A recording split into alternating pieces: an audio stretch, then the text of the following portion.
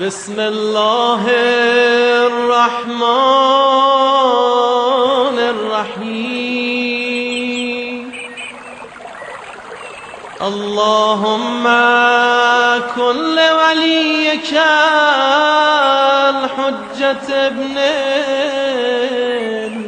الحسن صلواتك عليه وعلى آبائه في هذه الساعة وفي كل ساعة وليا وحافظا وقائدا وناصرا ودليلا وعينا حتى تسكنه أرضك طوعا وتمتعه فيها طويلا. بسم الله الرحمن الرحیم. آخری چند چیزوں کا تذکرہ چل رہا تھا جو نمازی کے لباس میں یا بدن میں نجس ہونے کے باوجود معاف ہیں. پانچویں اور آخری چیز یہ تھی کہ کسی ایسی مجبوری میں مبتلا ہو جائے کہ اپنی نجاست کو دور نہ کر سکتا ہو یا اپنے لباس کو تبدیل نہ کر سکتا ہو تو ایسی صورت میں اسی لباس میں یا اسی نجس بدن میں نماز پڑھنے کی اسے اجازت ہے. اور صورتحال ایسی ہو کہ وقت میں گنجائش بھی موجود ہو مگر اس کے باوجود وہ اول وقت میں نماز پڑھنا چاہے تو کوئی حرج نہیں، وہ اول وقت میں نماز پڑھ سکتا ہے. آخر میں لفظ آیا تھا الا. اب یہ اسی کے لیے ہے کہ اگر فرض کیجئے کہ اس کے لیے آخر وقت تک نجاست کو دور کرنا ممکن ہو جائے گا، چاہے بدن کی نجاست ہو یا لباس کی نجاست ہو، آخر وقت تک اگر اسے نجاست دور کرنے کا موقع مل جائے گا تو پھر اس کو اول وقت میں نماز پڑھنے کی اجازت نہیں ہے.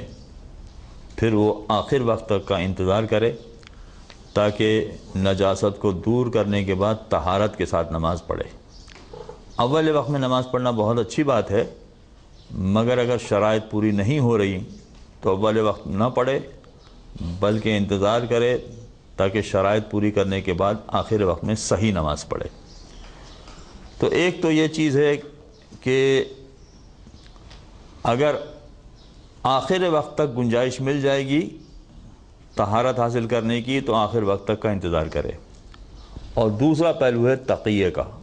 پہلے یہ حصہ مکمل کر لیں پھر تقیہ کی گفتگو شروع کرتے ہیں. ایک سال بعد پڑھیں محمد والے محمد.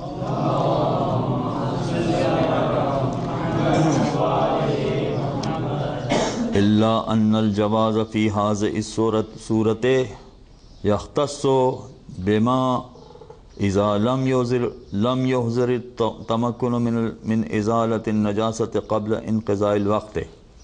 کہتے ہیں یہ جو کہا گیا کہ مجبوری کے عالم میں یہ نماز پڑھ سکتا ہے نجاست والے لباس میں یا بدن میں، تو یہ اس صورت میں ہے کہ جب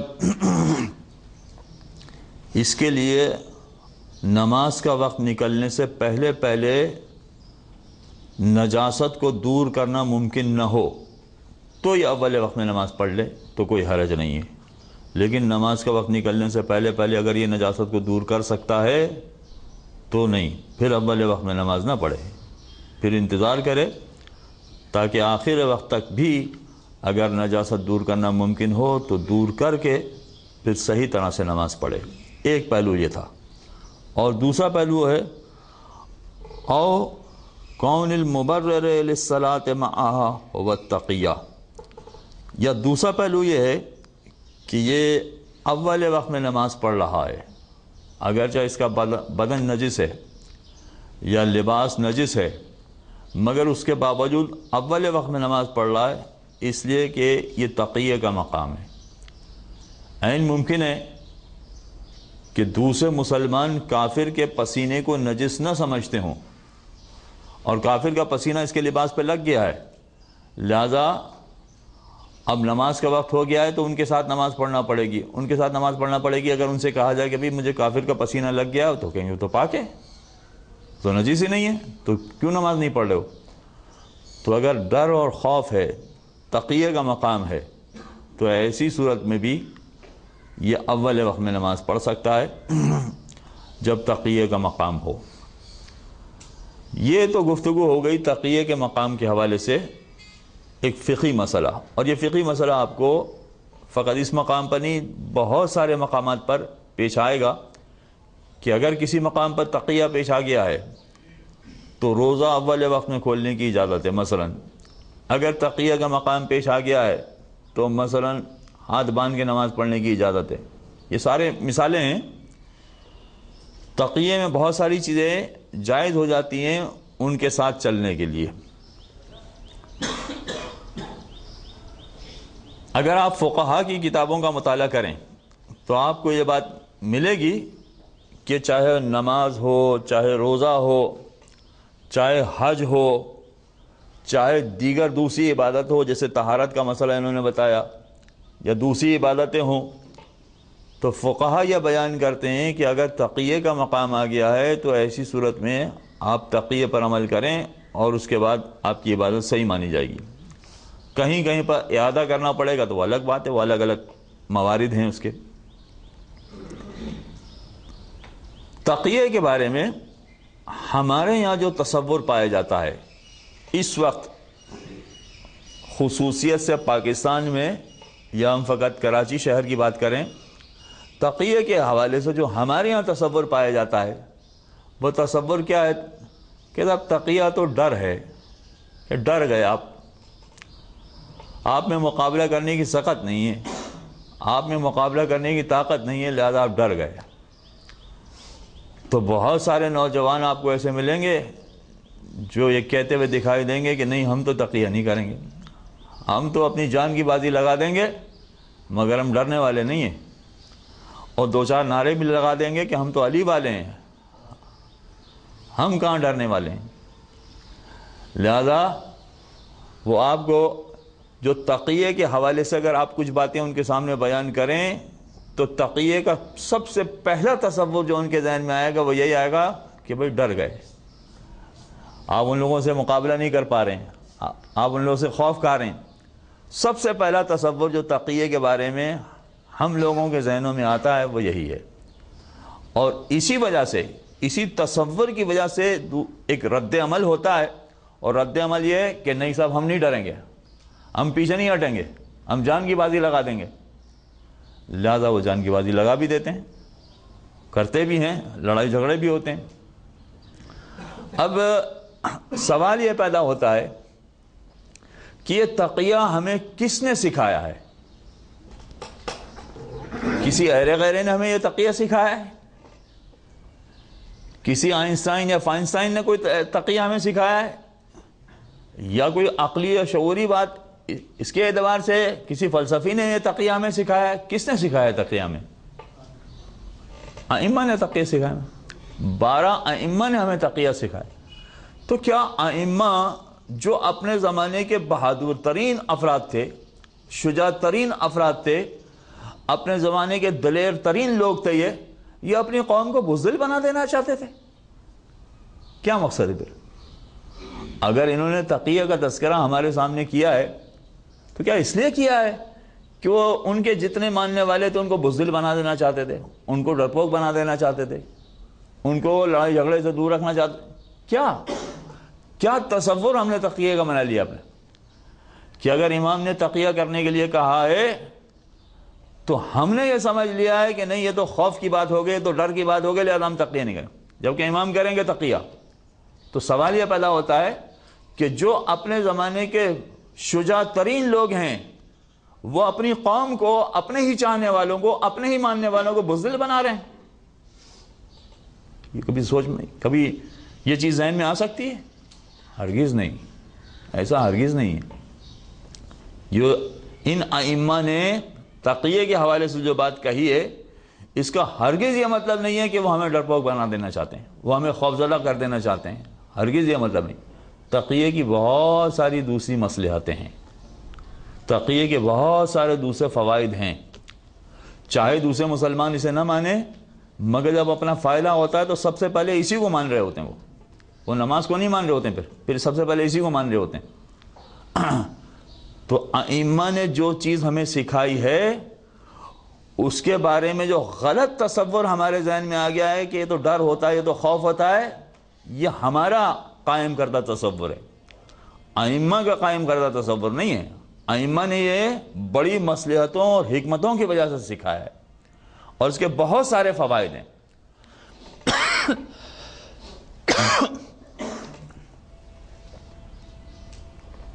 بہت سارے فوائد میں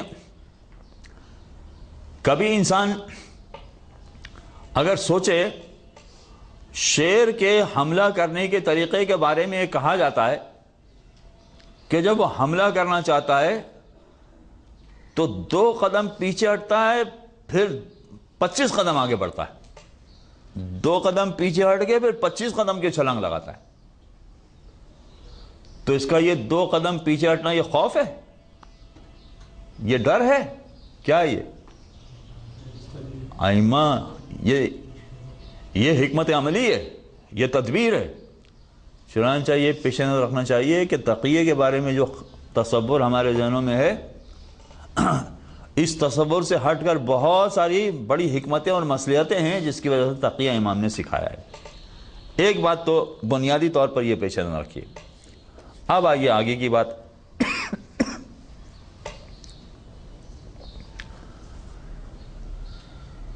امام موسیٰ کاظم علیہ السلام کی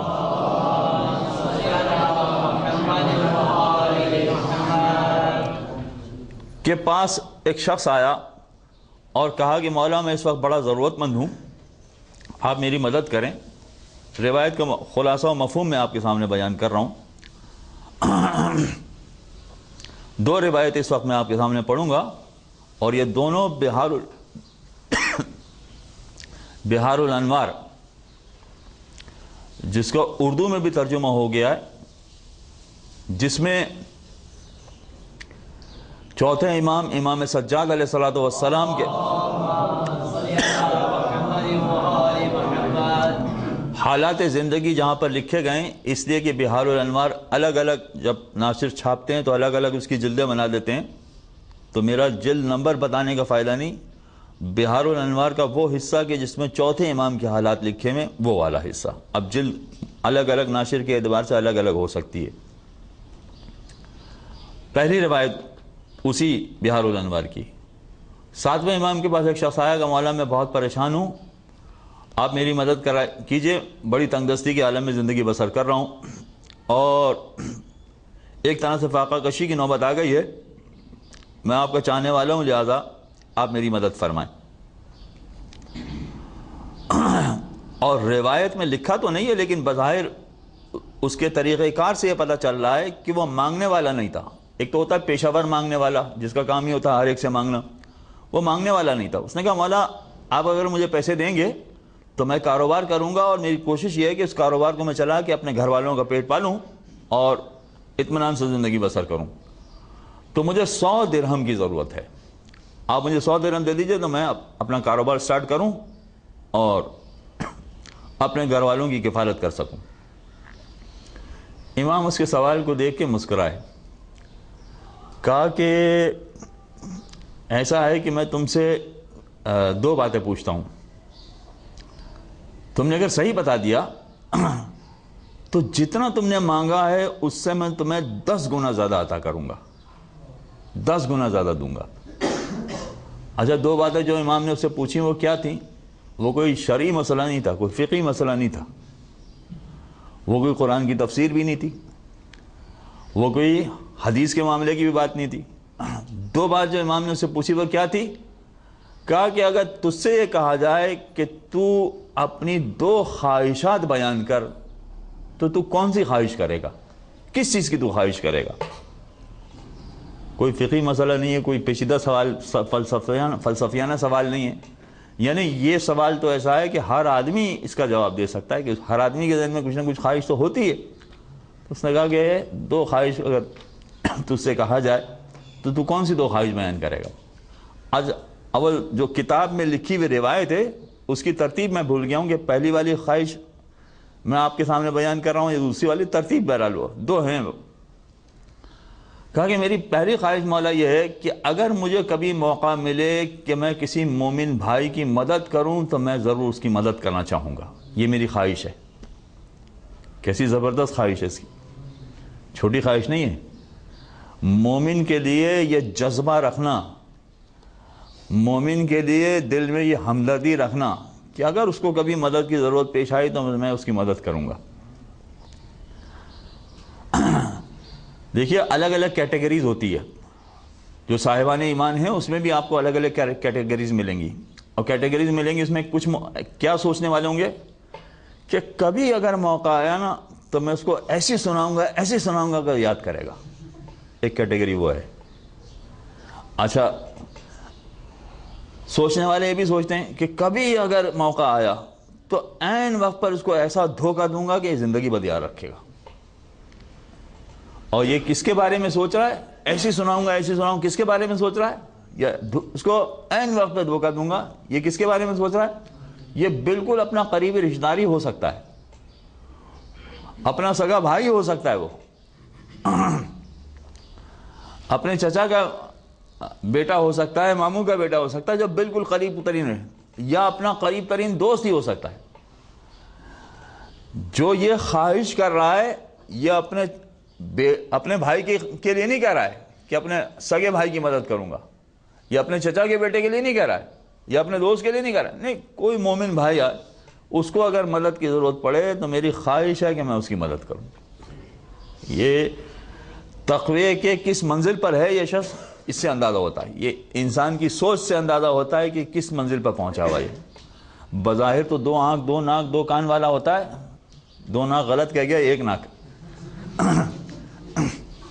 انسان بظاہر سب ایک جیسے ہوتے ہیں مگر ان کے سوچنے کے انداز سے پتہ چلتا ہے کہ کس مرتبے پر پہنچا ہوا آدمی ہے۔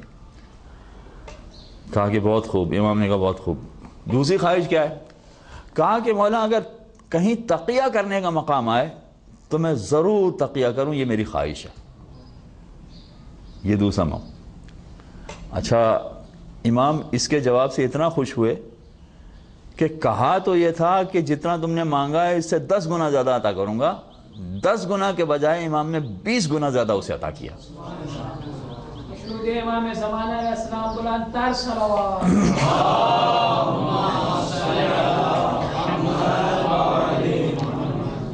تو آپ نے اندازہ لگایا کہ تقیے کو امام نے کتنا پسند کیا۔ اچھا، مومن بھائی کی بات بھی بڑی اچھی تھی، بہت پیاری بات کہی، مگر جو تقیے کی بات اس نے کہی ہے یہ بھی امام کو کتنی پسند آئی کہ جو کچھ امام نے اس میں مانگا تھا اس سے 10 گنا زیادہ پہلے دینے کا اعلان کیا تھا، مگر 20 گنا زیادہ دے کے اس کو خوش کیا۔ اور فقط یہی نہیں بلکہ اس کو گائیڈنس بھی دی، اس کو مشورہ بھی دیا۔ دیکھیے مشورہ کبھی کبھار اتنا زیادہ اہم ہوتا ہے کہ اگر آپ کسی کو 5 لاکھ روپے بھی دے دیں نا، مشورہ کبھی کبھار یہ 5 لاکھ سے بھی زیادہ قیمتی ہوتا ہے، 5 لاکھ سے بھی زیادہ اہم ہوتا ہے۔ اب اس کی چھوٹی سی مثال میں آپ کے سامنے بیان کروں تو بات سمجھ میں آ جائے گی آپ۔ یہاں چونکہ طلبہ ہیں لہذا وہ طلبہ والی مثال میں پیش کر رہا ہوں۔ فرض کیجئے کہ آپ سارے طالب علم ہیں، آپ میں سے بہت سارے سینئر ہیں، اور اتنے سینئر ہیں کہ جو علماء کہلانے کے قابل ہیں، باقاعدہ مختلف مقامات پہ جا کے تقریریں کرتے ہیں، نماز پڑھاتے ہیں، سب کچھ کرتے ہیں، علماء ہیں۔ فرض کیجئے کہ کوئی شخص آپ کو 5 لاکھ روپے دے دے، واقعی بڑی رقم ہے، وہ ہمیں آج تک کسی نے نہیں دیا، تو آپ کو کیسے یہ توقع ہوگی؟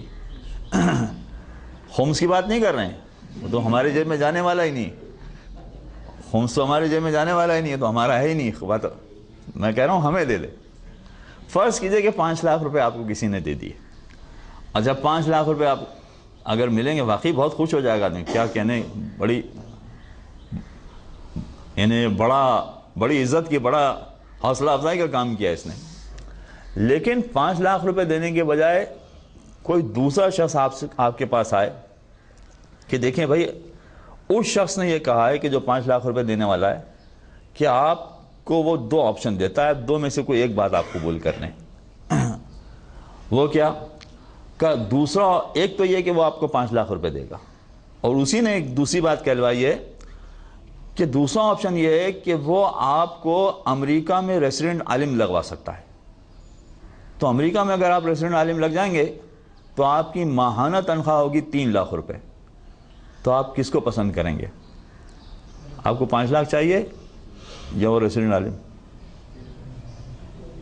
اب آپ بتائیے، یہ 5 لاکھ بڑے ہیں یا وہ مشورہ بڑا ہے کہ جو وہاں تک پہنچا دے گا؟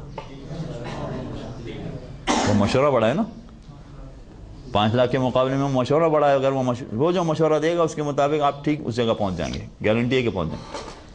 تو کبھی کبھار مشورہ بڑا اہم ہوتا ہے، رقم اہم نہیں ہوتی ہے، مشورہ جو اس نے دیا ہوتا ہے وہ بڑا اہم ہوتا ہے۔ اور آپ لوگوں کو تو اس کا تجربہ نہیں ہوا، الحمدللہ ہمیں اس کا تجربہ ہے کہ جب لوگوں کو مشورہ دیا جاتا ہے تو ساری زندگی وہ دعائیں دیتے ہیں کہ آپ نے جو ایک بات کہی تھی ہماری زندگی بدل دی اس نے۔ امام نے اس کو 20 گنا فقط رقم نہیں دی، رقم دینے کے بعد اس کو ایک مشورہ دیا کہ تم یہ والا کام کرو، تم کامیاب ہو جاؤ گے۔ رقم بھی دی اور مشورہ بھی دیا کہ اچھا یہ بات یہاں مکمل ہو گئی۔ تقیے کے حوالے سے یہ روایت، چونکہ اس وقت جو ٹاپک میں ڈسکس کر رہا ہوں وہ مومن بھائی کی مدد کرنے والا ٹاپک ڈسکس نہیں کر رہا تھا، میں تقیہ کر رہا ہوں۔ تقیے کے حوالے سے یہ روایت آپ نے سنی؟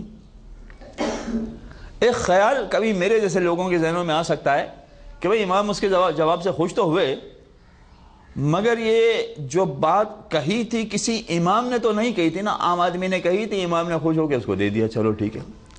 نہیں، مگر اب آئیے امام زین العابدین علیہ الصلوۃ والسلام کی روایت،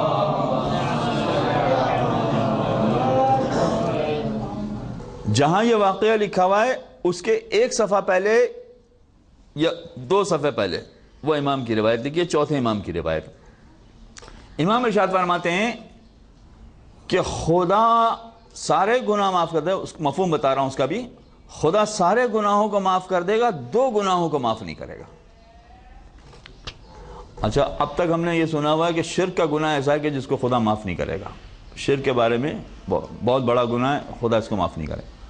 اچھا، اسی طرح سے عقوق والدین کا کر دینا، یہ بھی بہت بڑا گناہ ہے، اس کے بارے میں سنا گیا ہے کہ خدا اس کو معاف نہیں کرے گا۔ عام طور پر اس طرح کے 2 گناہ کا تذکرہ ہم اکثر اپنی مجلسوں میں سنتے رہتے ہیں، بلکہ کتابوں میں پڑھتے رہتے ہیں، بیان بھی کرتے رہتے ہیں، مگر چوتھے امام جس 2 گناہ کا تذکرہ کر رہے ہیں وہ کون سے ہیں؟ فرماتے ہیں کہ 2 گناہ پروردگار معاف نہیں کرے گا۔ نمبر 1 کہ اگر کسی مومن بھائی کی مدد کرنے کا موقع آیا مگر اس کے باوجود تم نے مدد نہیں کی، خدا اس گناہ کو معاف نہیں کرے گا۔ دیکھیں وہی مومن بھائی والا مسئلہ آ گیا، تم کر سکتے تھے اس کی مدد مگر اس کے باوجود تم نے مدد نہیں کی، خدا اس گناہ کو معاف نہیں کرے گا۔ اور دوسرا پہلو کیا ہے کہ کہیں پر اگر تقیہ کرنے کا موقع آ گیا اور تم نے تقیہ نہیں کیا تو خدا اس گناہ کو معاف نہیں کرے گا۔ دیکھیے کہاں سے کہاں گئی بات ہے۔ تو اب اندازہ کیا جا سکتا ہے کہ یہ کتنا اہم معاملہ ہے، تقیہ کا باب کتنا اہم باب ہے کہ امام اس گناہ کے بارے میں کہہ رہے ہیں کہ خدا اس گناہ کو معاف نہیں کرے گا۔ ٹھیک ہے، یہ اتنی بات واضح ہو گئی۔ اب آئیے ہم دیکھتے ہیں اپنے موجودہ زمانے کے حالات کو۔ موجودہ زمانے کے حالات میں نے شروع ہی میں کہا کہ اکثر نوجوان سمجھتے ہی یہ ہیں کہ تقیہ کا مطلب ہے ڈر جانا، خوف کھا جانا۔ لہذا اکثر نوجوانوں کے ذہنوں میں کیا ہے کہ نہیں، ہم نہیں ڈریں گے، ہم مقابلہ کریں گے، ہم پیچھے نہیں ہٹیں گے۔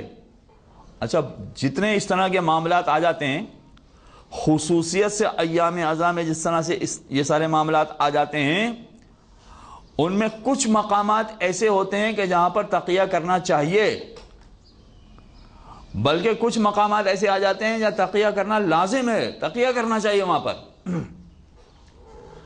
اور تقیہ کے بارے میں آپ شہید ثانی کی کتاب شرح الامہ میں پڑھیں گے کہ قریب ہر امام سے تقیہ کے بارے میں روایت آئی ہے، قریب ہر امام سے تقیہ کے بارے میں۔ نوجوانوں کا طریقہ کار کیا ہے؟ وہ یہ سمجھ رہے کہ تقیہ کا مطلب ہے ڈر جانا، خوف کھانا، چنانچہ وہ کہتے ہیں ہم نہیں ڈریں گے، ہم جان کی بازی لگا دیں گے۔ اچھا ہوتا کیا ہے، تقیہ کا مقام تھا خاص، نہیں کیا انہوں نے تقیہ نہیں کیا تو کیا ہوا؟ اب یہ کچھ نوجوان نکل پڑے، جب نکل پڑے تو ظاہر ہے کہ سامنے سے رد عمل ہوگا۔ رد عمل کیا ہوا؟ انہوں نے فائرنگ کر دی۔ فائرنگ کرنے کا نتیجہ کیا ہوا؟ 2-4 آدمی ڈھیر ہو گئے، لمبے ہو گئے۔ اب یہ ہمارے معاشرے میں اس طرح کی چیزیں ہو رہی ہیں کہ نہیں ہو رہی ہیں؟ آپ دیکھیے حقیقتاً ایسا ہو رہا ہے کہ نہیں ہو رہا ہے کہ جہاں پر تقیے کے کچھ موارد ہیں وہاں پر بھی لوگ تقیہ کرنے کے لیے تیار نہیں ہیں، آمادہ نہیں ہیں کہ نہیں ہم نہیں ڈریں گے، ہم اپنی جان کی بازی لگا دیں۔ ریئیکشن یہ ہوا کہ انہوں نے فائرنگ کر دی، 2-4 بندے زمین پر گر پڑے، ڈھیر ہو گئے۔ اچھا یہ 2-4 آدمی جو ڈھیر ہو گئے، اس کے بارے میں بہرحال پھر ہنگامہ ہوا، شور شرابہ ہوا، فائرنگ ہوئی، پولیس نے آسو گیس استعمال کی، فنا سب کچھ ہو گیا۔ اب اس کے بعد ان 4 جنازوں کو اٹھانا ہے۔ اب 4 جنازوں کو جو اٹھانا ہے تو آپ کو تو معلوم ہے کہ ہمارے یہاں جنازہ کیسے اٹھائے جاتے ہیں۔ اب جنازے جو اٹھائے جا رہے ہیں تو جس طرح سے جنازے اٹھائے جا رہے ہیں، گھر والے کہہ رہے ہیں کہ ہمارے بچے شہید ہو گئے، ان کے خاندان کے افراد یہ کہہ رہے ہیں کہ ہمارے بھائی شہید ہو گئے۔ جس جگہ پر یہ واقعہ پیش آیا تھا، یہ سارے مومنین یہ کہہ رہے ہیں کہ یہ اپنی جان کی بازی لگا دی انہوں نے اور یہ شہید ہو گئے اور شہادت کے مرتبے پر پہنچ گئے۔ اور جو اس کے حوالے سے پھر نماز جنازہ برپا ہو رہی ہے تو شہید شہید شہید کہا جا رہا ہے۔ جو نعرے لگ رہے ہیں ان کے حوالے سے شہید شہید شہید، شہادت ہماری میراث ہے، شہادت ہماری میراث ہے، یہ نعرے بھی لگ رہے ہیں دھڑا دھڑ خوب۔ اور جو سیمینار ہو رہے ہیں اور جو دھرنے ہو رہے ہیں اور جو جلوس ہو رہے ہیں، جو یہ ساری چیزیں ہو رہی ہیں، اس میں شہید شہید شہید شہید شہید ہر جگہ سے اعلان ہو رہا ہے شہید۔ اب جو ان کے گھر والے ہیں ان کو تو 100% یقین ہو گیا ہے کہ یہ شہید ہیں، اس لیے کہ کچھ حضرات ایسے بھی ہیں کہ جو ممبر پر چڑھ کے تقریر بھی کر رہے ہوتے ہیں کہ یہ شہادت کی منزل پر پہنچے ہیں۔ لا تحسبن الذین قتلوا فی سبیل اللہ امواتا، وہ آیت بھی پڑھ دیتے ہیں کہ خبردار جو اللہ کی راہ میں مارا جائے اسے مردہ شمار نہ کرنا، آیت بھی پڑھ دیتے۔ سارا معاشرہ اسے شہید کہہ رہا ہے، سارے گھر والے، فیملی ممبر، سب کے سب اس کو شہید کہہ رہے ہیں، جبکہ یہ تقیہ کا مقام تھا، اس کو آگے نہیں بڑھنا چاہیے تھا، سب اس کو شہید کہہ رہے ہیں۔ چوتھے امام کہہ رہے ہیں اس کا یہ وہ گناہ ہے کہ جو بخشا نہیں جائے گا، معاف نہیں کیا جائے گا۔ آپ فرق سمجھ رہے ہیں دین کیا ہوتا ہے اور یہ شور شرابہ کیا ہوتا ہے، کتنا بڑا فرق ہے دین میں اور ایکچوئل شور شرابے میں، کتنا بڑا فرق ہے۔ جو ایسے مقامات پر اپنا فعل انجام دے رہے ہوتے ہیں ان کو ہر بات پیش نظر رکھنا پڑے گی۔ میں نے کتاب کا حوالہ بھی دے دیا اسی لیے، بہار الانوار کی وہ جلد کے جس میں چوتھے امام کے حالات لکھے ہیں، اور چوتھے امام ہی کی حدیث ہے کہ جن تقیہ کا مقام ہو اگر نہ کیا جائے تو خدا اس گناہ کو معاف نہیں کرے گا۔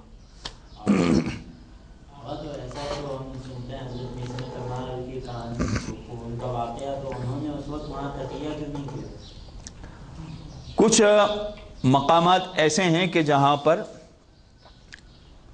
آپ کو نظر آئے گا کہ امام کے اصحاب نے تقیہ نہیں کیا، جیسے میثم تمار کی مثال پیش کر رہے ہیں۔ میثم تمار کے لیے تقیہ کی گنجائش ہی نہیں تھی۔ تقیہ کی گنجائش وہاں ہوتی ہے کہ جہاں پر سامنے والا کوئی بات نہ جانتا ہو اور پھر آپ چھپائیں۔ میثم تمار کی تو کھلی کتاب تھی، وہ مولا علی کی لکھی ہوئی کتاب تھی، سمجھیں، تو اس کو کون چھپا سکتا ہے؟ اس کو چھپانے کی گنجائش نہیں، یعنی کتنا بھی چھپاتے چھپنے کی گنجائش نہیں، کوئی فائدہ نہیں ہوتا وہاں پر۔ مگر باقی مقامات پر ہے کہ امام نے تقیہ کیا ہے، خود امام نے بھی اس کا لحاظ رکھا ہے۔ تو اب حقیقت یہ ہے کہ صحیح معنوں میں دین، یاد رکھ لیجئے کہ صحیح معنوں میں دین آپ کو مدارس ہی سے سمجھ میں آئے گا، باقی کہیں اور جگہ سمجھ میں نہیں آئے گا۔ باقی جو دوسرے مقامات ہیں وہاں پر جو بات سمجھائی جائے گی وہ نہ جانے کیسی ہوگی۔ یہ جید علماء ہیں جو اپنی کتابوں میں تحریر کرتے ہیں اور پھر معصومین کا حوالہ دیتے ہیں، لہذا اگر آل محمد کا دین سمجھنا ہے تو ان جید علماء ہی سے سمجھنا پڑے گا، اور کوئی راستہ نہیں ہے۔ ایک سال بعد پڑھیں محمد والے۔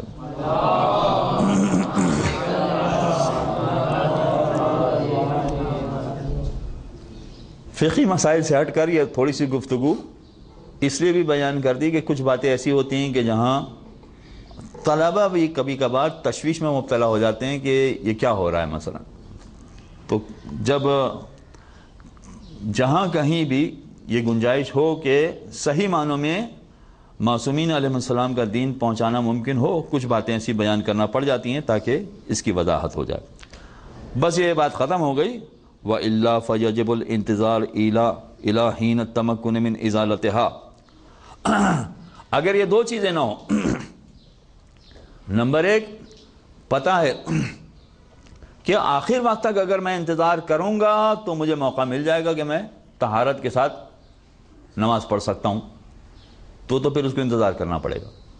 یا یہی ہے کہ تقیہ کا موقع نہیں ہے، تقیہ کو ٹال سکتا ہے یہ، تو ایسی صورت میں آخر وقت میں اگر یہ نماز پڑھ سکتا ہے یا طہارت حاصل کر سکتا ہے، نماز کی بات تو نہیں ہو رہی، یہاں تو طہارت کی بات ہو رہی ہے، اگر یہ طہارت حاصل کر سکتا ہے تو پھر وہ طہارت کو حاصل کرے۔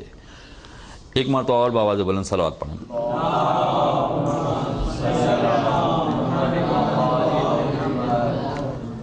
اب ایک مسئلہ شہر والوں کے لیے تو کام کا نہیں رہا، عین ممکن ہے کہ گاؤں والوں کے لیے بھی کام کا نہ رہا ہو، اس لیے کہ یہ گفتگو ہو رہی ہے کہ اگر کوئی عورت بچے کی پرورش کر رہی ہے اور دودھ پیتا بچہ ہے تو عام طور پر دن میں 20-25 مرتبہ پیشاب کر دیتا ہے، اور 20-25 مرتبہ پیشاب کر دیتا ہے، اس میں عورت کے کپڑے اکثر نجس ہو جاتے ہیں۔ تو یہ ان علاقوں کی بات ہے کہ جہاں آج بھی کپڑا عورت کے پاس فقط ایک ہی ہو، بہت کم علاقے ایسے رہ گئے ہوں گے کہ ایک ہی کپڑا ہو عورت کے پاس۔ شہروں میں تو کم از کم یہ ہوتا نہیں ہے، شہروں میں تو ڈھیر کے ڈھیریں، الماریاں کم پڑ گئی ہیں، کپڑے ختم نہیں ہو رہے ہیں۔ لہذا یہ مسئلہ ہے اس عورت کا کہ جس کے پاس ایک ہی لباس ہو، اسی کا مسئلہ ہے یہ، اور وہ بار بار نجس ہو جاتا ہو۔ اچھا، اس حوالے سے ایک غلط فہمی اور بھی ہے، لوگ یہ سمجھتے ہیں کہ دودھ پیتے بچے کا پیشاب نجس نہیں ہوتا ہے، پاک ہوتا ہے۔ نہیں، یہ بھی غلط فہمی ہے، مگر وہ غلط فہمی بعد میں دور ہوگی، وہ بعد میں مسئلہ آئے گا جب اس کی وضاحت کریں گے۔ یہ اس لیے کہنا پڑا کہ نہیں، بچے کا پیشاب نجس ہوتا ہے تبھی تو جس عورت کے پاس ایک لباس بھی ہے اسے بھی پاک کرنا پڑے گا، مگر اسے پاک کرنا پڑے گا۔ اس میں ذرا علماء میں اختلاف ہے۔ اگر فرض کیجئے کہ بچہ 20-25 مرتبہ پیشاب کر دیتا ہے تو بار بار نماز سے پہلے عورت کے لیے لباس پاک کرنا یہ آسان کام نہیں ہوگا۔ یعنی اگر آپ اندازہ کیجئے کہ ایک لباس کو دن میں 20 مرتبہ دھویا جائے تو کب سوکھے گا اور کب یہ عورت پہنے گی؟ اور اگر گرمی کا زمانہ ہے تو کوئی مسئلہ نہیں، سردیوں میں کیا ہوگا؟ تو پھر یہ کیسے کام کرے گی، یعنی بچے کی پرورش کیسے کرے گی؟ تو کچھ علماء نے کہا کہ نہیں، یہ دن میں ایک مرتبہ اگر اپنا لباس پاک کر لے تو کافی ہے۔ 25 مرتبہ پیشاب لگ گیا اس کے جسم پر یا اس کے کپڑے پر، کوئی حرج نہیں، ایک مرتبہ اگر اپنا لباس پاک کر لے تو کافی ہے۔ مگر اس سلسلے میں آیت اللہ سیستانی کا ذرا سا مختلف نظریہ ہے، اب آئیے اس کو دیکھتے ہیں۔ والمشہور بین الفقہاء رضوان اللہ تعالی علیہم، کہتے ہیں فقہاء کے درمیان مشہور ہے۔ اب دوسرے علماء کا نظریہ بیان کر رہے ہیں کہ ان کے درمیان مشہور ہے، اور ان کے درمیان مشہور ہے اس کے ساتھ جیسا کہ میں نے ایک جملہ بھی پڑھا ہے اور خود یہ کتاب میں بھی لکھا ہوا ہے، رضوان اللہ تعالی علیہ۔ چنانچہ یہ بھی ایک طریقہ کار ہے علماء کا، اور جو بڑے حوزات علمیہ ہیں، نجف ہے یا قم ہے، یہاں پر یہ چیز رائج بھی ہے علماء و طلباء کے درمیان کہ جب اپنے اساتذہ کا نام لیتے ہیں یا جید بزرگ علماء کا نام لیتے ہیں تو عام طور پر اس طرح کا کوئی نہ کوئی دعائیہ جملہ ان کے لیے ضرور کہتے ہیں، عام طور پر ان کا طریقہ کار ہے۔ جب عام طور پر طریقہ کار یہ ہے کہ ان کے لیے کوئی نہ کوئی دعائیہ جملہ کہتے ہیں تو کم از کم جو آپ کے استاد ہیں، چاہے بذات خود ابھی وہ شاگرد ہیں، پڑھ رہے ہیں، مگر آپ کے تو استاد ہیں، تو اس طرح سے پکارنا کہ اور صادق نے ایسا کہا ہے، جمیل نے ایسا کہا ہے، فلاں نے، وہ آپ کے استاد ہیں، بہرحال ہو سکتا ہے کہ آپ کے ساتھ ان کی دوستی ہو تو ٹھیک ہے، لیکن بہرحال جب آپ اپنے استاد کا نام لیں تو ذرا عزت و احترام سے نام لیں۔ اچھا، مشہور فقہاء کا نظریہ کیا ہے؟ العفو عن نجاست ثوب المربیۃ للطفل الذکر ہے کہ اگر بچے کا پیشاب پرورش کرنے والے کے کپڑے پر لگ جائے، اچھا سب سے پہلی بات تو یہ کہ جب بات ہو رہی ہے بچے کے پیشاب کی، تو بچے کے پیشاب سے مراد ہے فقط لڑکے کا پیشاب، لڑکی کا نہیں۔ لڑکی کے پیشاب میں تو کوئی رعایت نہیں ہے، وہ تو بالکل عام پیشاب کی طرح سمجھا گیا ہے، اس میں کوئی رعایت نہیں، فقط لڑکے کے پیشاب کی بات ہو رہی ہے کہ لڑکے کا پیشاب اگر تربیت کرنے والی کے کپڑے پر لگ جائے جبکہ اس کے پاس ایک ہی کپڑا ہو مثلا، تو انہوں نے کہا کہ پھر یہ پیشاب کی معافی ہے سارا دن۔ وہ اس کا تذکرہ مشہور علماء کے حوالے سے کیا ہے، اذا کان قد تنجس ببولہ ولم یکن عندها غیرہ بشرط غسلہ فی اليوم واللیلۃ مرۃ۔ اور لڑکے کا پیشاب، اس میں فقط پیشاب کی نجاست ہی کی بات ہو رہی ہے، باقی دوسری نجاست کی بات نہیں ہو رہی ہے، فقط پیشاب کی نجاست۔ کہتے ہیں کہ اگر یہ نجاست لگی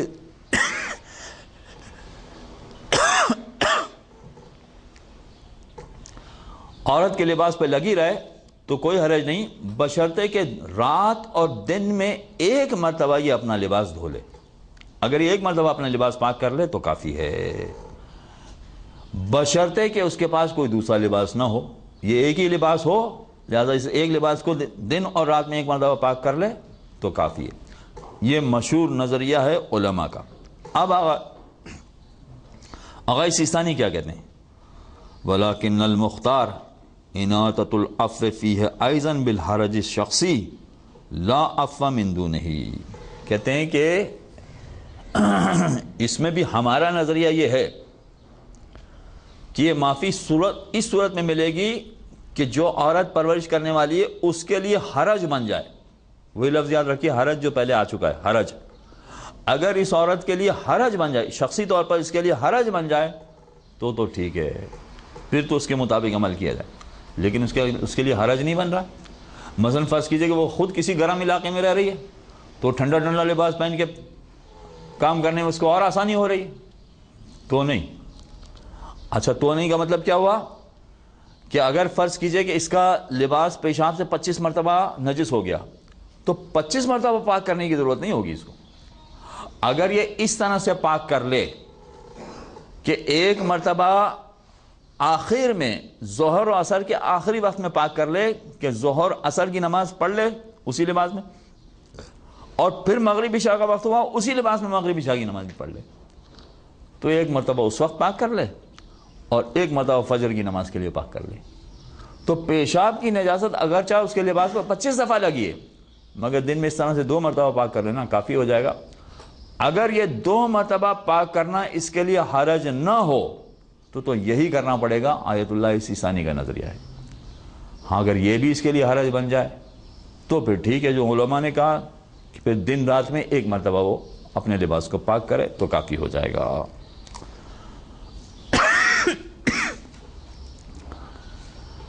یہاں یہ گفتگو مکمل ہو گئی کہ نمازی کے لباس میں چند نجاستیں معاف ہیں، وہ کون کون سی نجاستیں معاف ہیں اور ان کی کیا شرائط ہیں اور کتنی مقدار میں معاف ہیں، وہ ساری گفتگو یہاں پر مکمل ہو گئی۔ اب اس کے بعد جو چیپٹر شروع ہو رہا ہے وہ مطہرات کا چیپٹر شروع ہو رہا ہے، جو ہے بہت اہم مگر بہت مشکل بھی ہے، آسان نہ سمجھے گا اس کو۔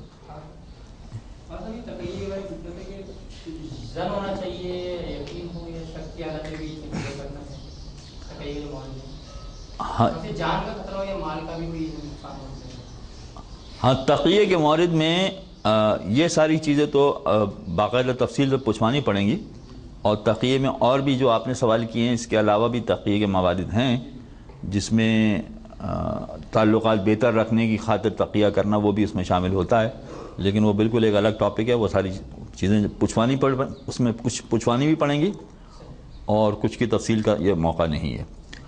خلاصہ یہ کہ ساری چیزیں یہاں پر مکمل ہو گئی۔ مطہرات ایک اہم ترین باب ہے، طہارت کا اگر نہیں پتہ ہوگا تو کیسے عبادتیں صحیح ہوں گی، مگر یہ ہے مشکل باب، اس لیے آپ لوگوں کو سیکھنا ضروری ہے۔ بطور خاص گھر کی خواتین کے لیے باب بہت اہم ہے، اس لیے کہ انہی کو بیچاریوں کو محنت کرنا ہے، کپڑے دھونا، برتن دھونا، فرش دھونا، فلانا کرنا، یہ ساری محنت انہی کو کرنی ہے، چنانچہ ان کے لیے والا باب اور بھی اہم بن جاتا ہے۔ لہذا کم از کم اگر کہیں یہ مسائل نہ پہنچ سکیں تو کم از کم گھر کی حد تک بھی پہنچ جائیں تو بہت کارآمد ہو جائیں گے۔ وصلی اللہ علی محمد و آلہ الطاہرین، صلوات۔